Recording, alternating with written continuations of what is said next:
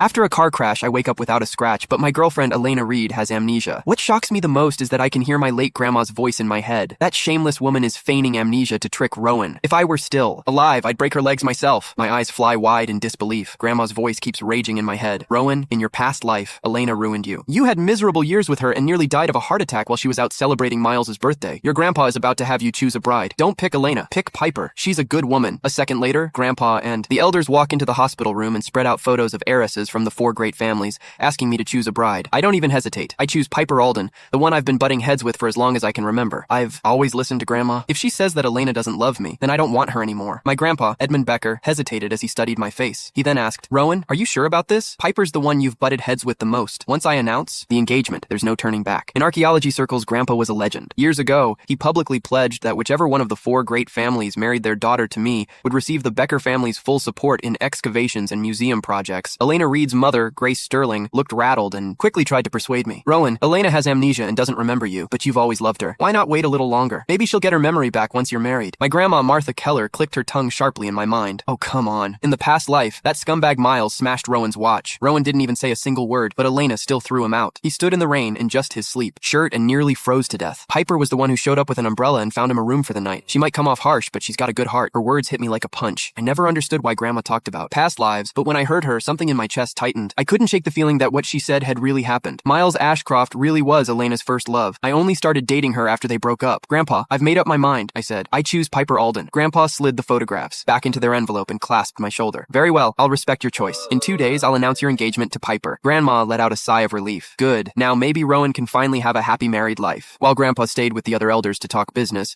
I changed out of the hospital gown and went to get some air. But when I stepped out of the hospital room, 3 elegant, polished women were waiting at the door. They were all my childhood. Sweethearts, all once considered candidates for my future bride. Elena was there, but Piper wasn't. Sabrina Collins flashed a bright smile and took a step closer. Rowan, I heard that Edmund is choosing your fiancé from the 4 of us. So, who is it? She asked curiously. Ren Porter laughed. Do you even need to ask? Everyone knows that Rowan has been crazy about Elena forever. He treats her like she's made of glass. Elena gave me an indifferent glance. I don't remember anything from the last 3 years. The only thing I remember is that Miles is my boyfriend. I know that somewhere in those missing years, you and I were together. I don't love you now, but if my dad insists on the engagement, I'll go through with it. Grandma snorted. In the past life, she faked memory loss so she could fool around with Miles while keeping Rowan at her side so she could access the Becker family's money. In the end, she drove Rowan into depression and even to his death. What a terrible woman. She should stay away from him. I looked at Elena's cold, distant face. If Grandma hadn't spoken up, I might have believed her. I had loved Elena. I really had. And for a time, I was foolish enough to believe that she loved me too. It was just like 3 years ago when Elena set off fireworks across the entire city for me. She looked at me with devotion and said, "You can find the full story in my bio. It's free."